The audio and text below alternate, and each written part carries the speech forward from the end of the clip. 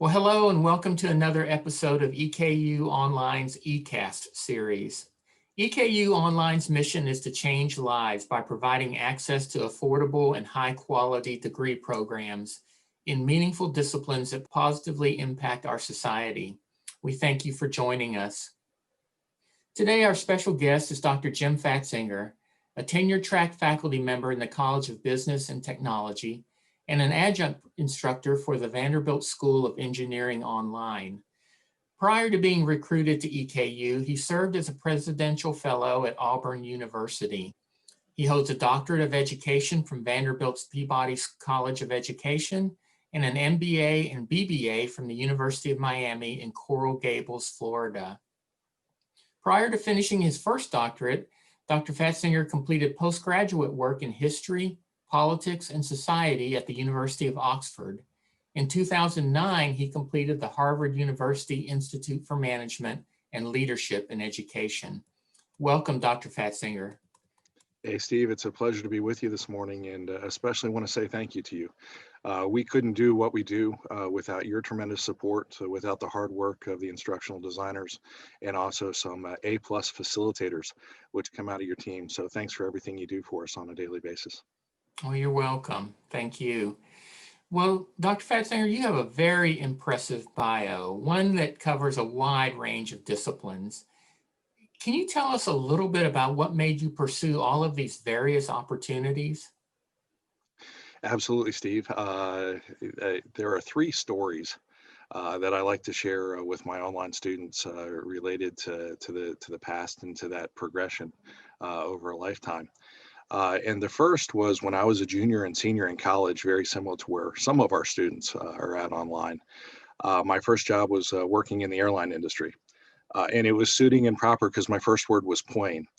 We lived on the approach corridor to Hollywood International Airport. And my parents would always point up, and they didn't want mom or dad to come first. So they'd point up and they'd say plane. And my first career was in the airline industry. And as I was working full time, similar to what most of our students are doing, there was a pilot who attempted to gain access to the flight deck illegally. He was using false credentials. And being a junior or senior, we had seen some of those false credentials moving around the campus. And I thought to myself, something doesn't feel right here. And we were able to stop him, and he went to federal prison. And what we don't know was his motivation for attempting to gain access to the cockpit. But even as a junior or senior, where it seems like you're still getting your feet wet and you're still finding that career, we were able to stop something from potentially happening that was not something that we wanted to happen. So that would kind of be the first monumental moment that occurred while still an undergrad, and something that's one of my proudest accomplishments today. The second story that I often tell is I was flying again on an airplane, working in the airline industry, and sat next to a gentleman who began to ask unusual questions like, if you were the CEO of Southwest tomorrow, how would you respond to market conditions? How do you think American Airlines should then respond?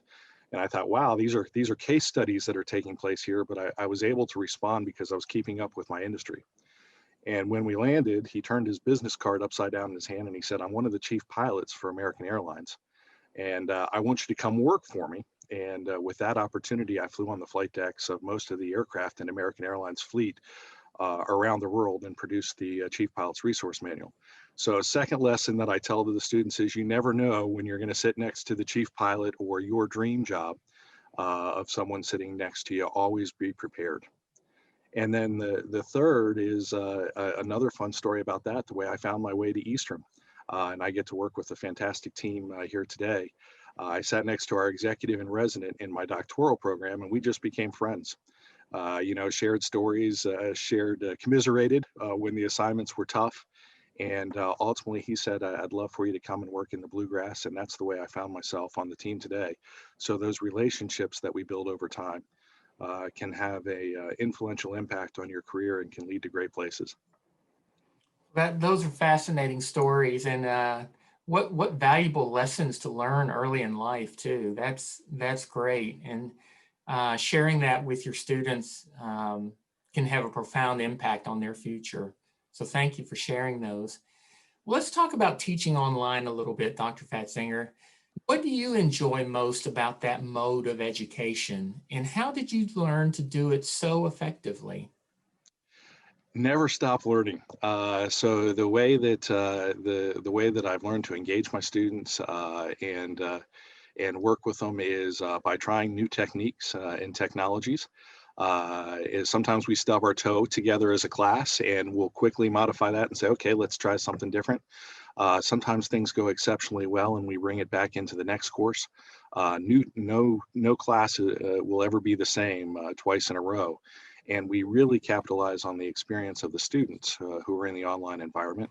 And to the first part of your question, that's probably one of the most fun things that I think about teaching online is being able to engage with students around the world, right here in Lexington and Richmond, Kentucky. EKU is an institution of opportunity, and teaching online provides us the opportunity to offer all of those students who are in our courses opportunities from learning from us and opportunities from learning from each other, and the opportunity to experiment and test new modalities that our students won't only use in the online classroom with us, but they'll use every day in their jobs as corporations are moving online and testing some of the same technologies we are, and that they'll use in how they apply responding to a new technology after they graduate with technologies that we don't even know exist yet. Well, this term, I noticed you're teaching Management 300, Principles of Management, and Management 370, Operations Management, both online. And as I looked at the courses, what really struck me was how inviting they are. For example, in Management 300, you begin each module with really a striking photo of a swimmer, which carries with it this thematic purpose that I can tell in your class. But can you tell us a little bit more about these courses and what you do to leverage the interest in the content? Absolutely, and Steve, that means a lot that you went in and took a look. So I'm glad you've come, and I'd say welcome to anyone who might be watching this video. I'd love to have you in class. The swimming example actually comes from this semester where I recognized that we had 154 students in the course, and they were Hmm. students from around the globe. So I had one student who was in Taiwan who offered a very unique international perspective, students deployed in the military services around the world, and students right here in Lexington and Richmond. And with those different cultures in the classroom, think back to the first time we learned to swim. We all have memories of that learning to swim experience. There are some positive and some negative. I remember I used to adjust the clock in my parents' home so that they would think that we missed swim practice. And I'd say, I'll do anything so that I don't have to go learn how to swim. Well, that then there was that sense of accomplishment when we finally learned how to swim, and everyone can relate to that, no matter what country you're in, no matter where you're taking the course from. So we start there. We start there with those common feelings of learning how to swim, and we tie it back to a lesson that's actually featured in leadership lessons from the 52nd floor. And that is, there was a very famous general that came to address a class of management students, and he opened his presentation with an opening that said, "You can't learn management and leadership from a book." And of course, when the students heard that, they were ready to give him a standing ovation because they thought the course was over with that semester. And the professor kind of slumped down in the back of the room like, uh-oh, I don't know where this is going. And he said, you can learn the strokes and the techniques from a book. And then when you learn how to swim, you can apply the strokes and the techniques. You can learn from your mistakes and you can practice. And that's what we bring to the Management 300 courses. I'm going to teach you about the historical theories and where we found errors and mistakes in those theories. And every day our students, or at least on average 84% of our students, are going to be out working in the workplace. And they're going to apply those techniques, and they're going to try, and they're going to learn, and they're going to fail.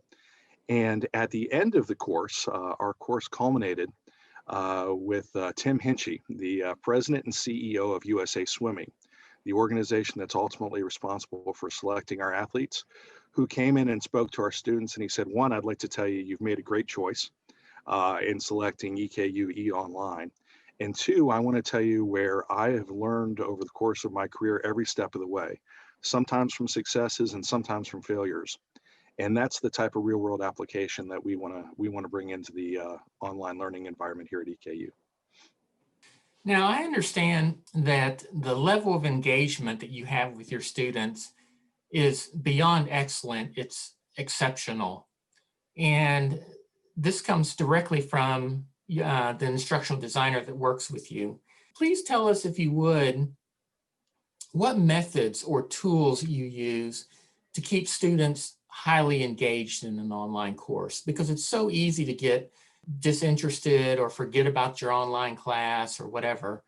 But how do you keep students really engaged in it? I think at least half of the richness of the course is what our students bring to the course. So I want to get to know each one of them on an individual basis. I want to know where they're working. I want to know what their fears are in that COI model as we apply that to the online classroom. I want to know where they have some fear in their next promotion, where they have some struggles that are going on. And it takes a couple of modules to develop that safe space in the class where students feel comfortable talking about that, their best of times and their worst of times.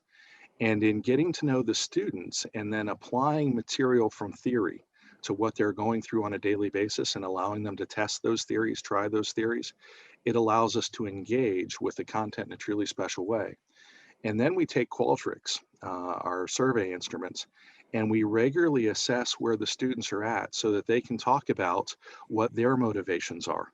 When we study motivation, when we talk about wellness and what we're learning about wellness in the workplace right now, I want to know how stressed they are so I can say, on average, here's what our class reports. And in these Zoom times, you're reporting that you're exhausted. And you know what? We're exhausted too. So what we have to figure out is, if we're starting from a place of exhaustion, how do you continue to move forward and be successful, recognizing that people around the world are reporting some of the same things that you are, and we build on that to engage the material in a meaningful way, no matter where you're at. If you're a troop deployed, if you're in a country far away, or if you're right here at home experiencing e-online. When you notice a student becoming disengaged, they suddenly don't do some of their assignments, or, you know, something they were doing on a regular basis now has stopped, what do you do to try to re-engage that student? I'm so happy you asked the question, because in the academy, we take a lot of criticism that things that happen in the academy are specific to the academy, but they don't apply to work. I take this approach that's very similar to an employee who is working on my team in the airlines or in another area. And that is, if I see an employee disengaging, the first thing that I do is I ask them why. I want them to know that I'm more interested in them, in their success.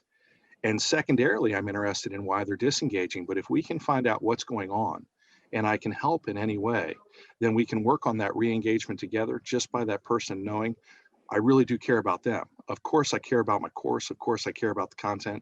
But first of all, I want to know what's going on with them. So I start with why, and then we work together on a solution that we can work together with, on, and for, similar to what we do in the workplace.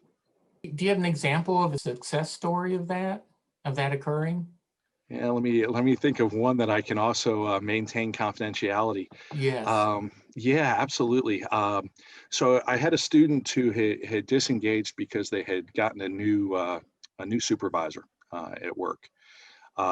Noticed their disengagement.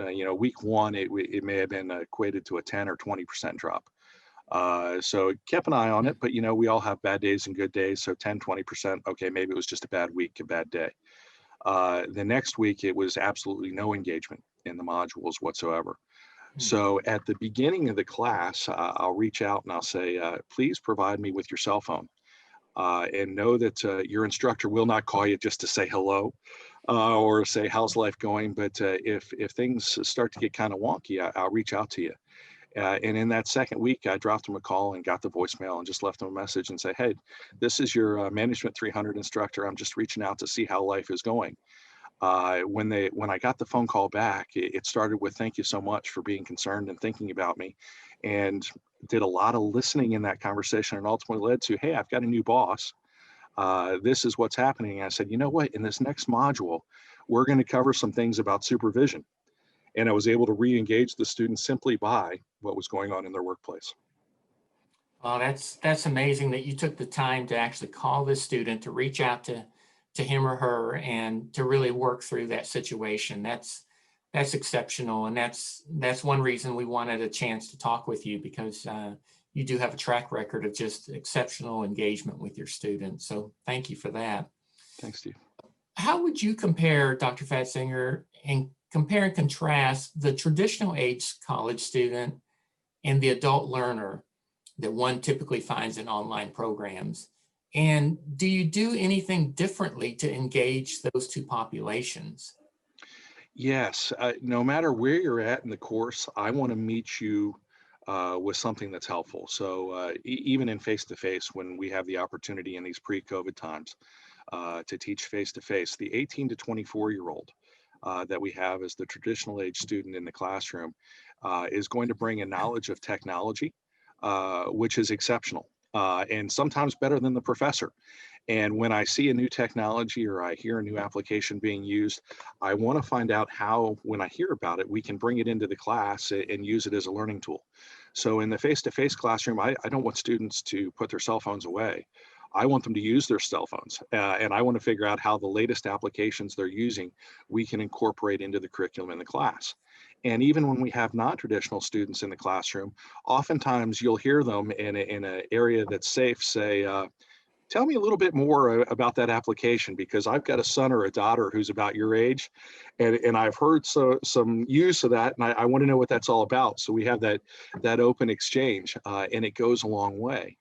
And in the non-traditional student, even online, which we know that our average online student is 32 years old. So a little bit older than the 18 to 24-year-old. And I'd almost put that as the median age for what I've experienced in my online courses, but on a national average, 32 years old. I want that older student that's in the classroom to feel comfortable sharing their stories, to saying, I remember when I went out and I made this mistake. And I want the younger generation to lean forward in their chairs and listen and say, I want to learn from that mistake so that I don't do the same thing. Or for that 32-year-old or better who's in a supervisory position, I want them to say, hey, you know what? I want to hire you when we're done with this course, because I've built a relationship that's been so successful in this environment that I want you to come work on my team when it's over with. So I think there are opportunities for engaging both the 18 to 24-year-old and those who are older in the classroom with that rich experience that they bring to the classroom environment. And the way we do that is by getting to know everyone and where they're at, and by providing opportunities for them to share in an open and comfortable place. Well, Dr. Fatzinger, what would you say to a prospective student who was visiting our campus, and they were to come up to you and ask you, why should I get a management degree from EKU? And the second part is, why should I do it online? What would you say to them? I think everybody should have the opportunity to experience business in the bluegrass. It is a very special niche, and there's something very special that EKU brings, and that is we are known as an institution of opportunity, but it's very hard to quantify that when you're in a room of colonels together other than the spirit and pride, except that that opportunity means something different to every individual, and that different opportunity is what makes EKU unique. It might be the opportunity for a troop who's in Afghanistan, who is on the front line to engage successfully in Management 300. It might be an 18 to 24-year-old who just lost their job, who is providing for their family at home in addition to taking principles of management, who has to engage in a class in a unique way while they're also looking for new career opportunities.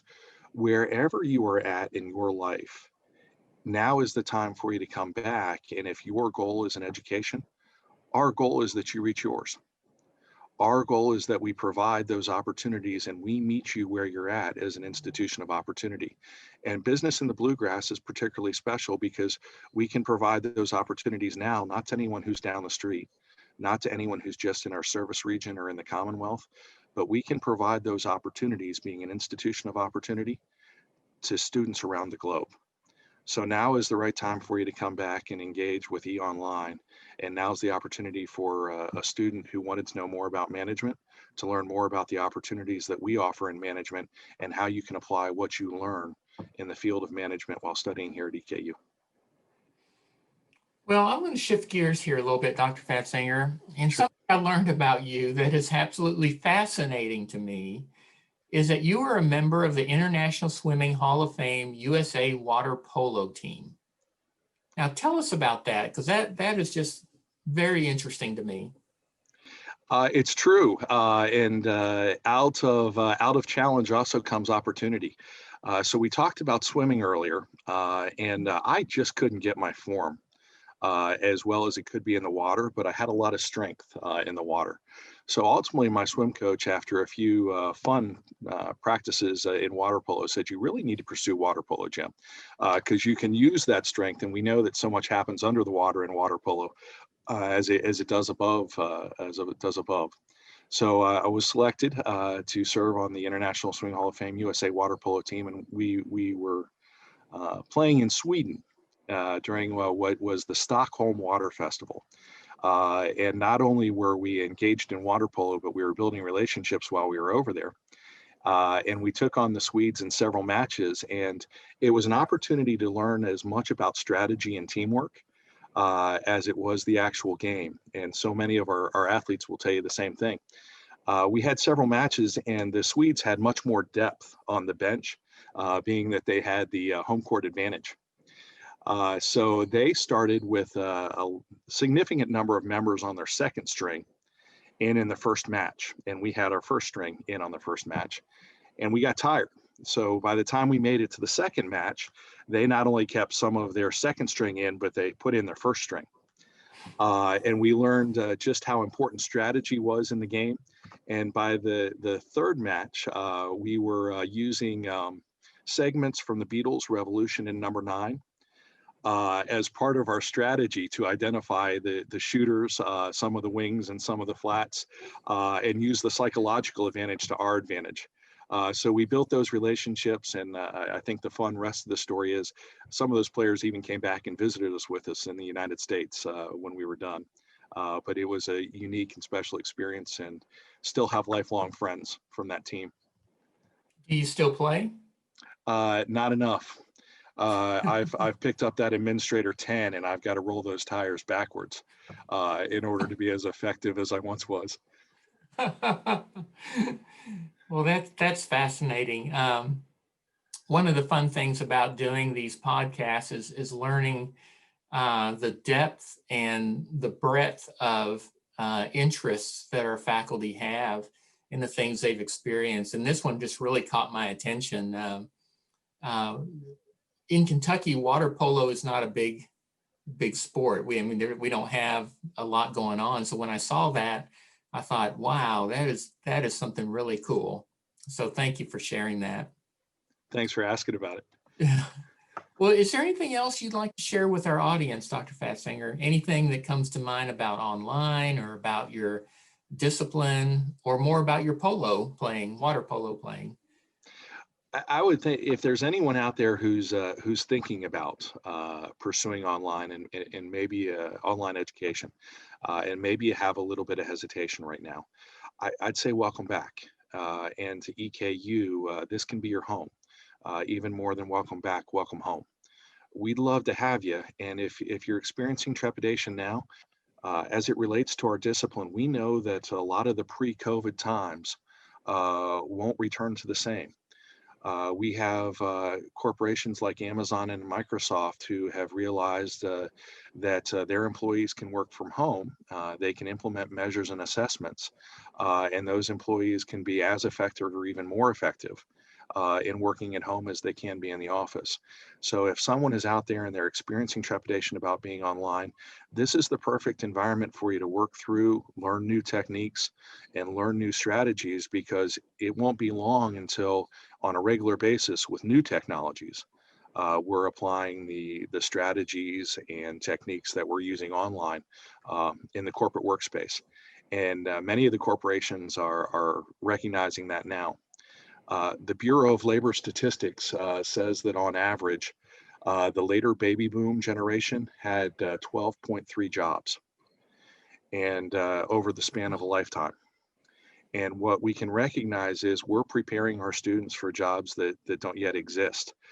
Virgin Atlantic is building a spaceport right now in New Mexico. So we know that space operations is going to impact our supply chains, mineral mining, and even space tourism in the future. So if you are out there and you're considering a place where you can go back and pursue your career online, welcome home. We want you at EKU. Well, thank you, Dr. Fatzinger. This has been an interesting discussion, and I just want you to know how much we appreciate your time this afternoon. Steve, thank you.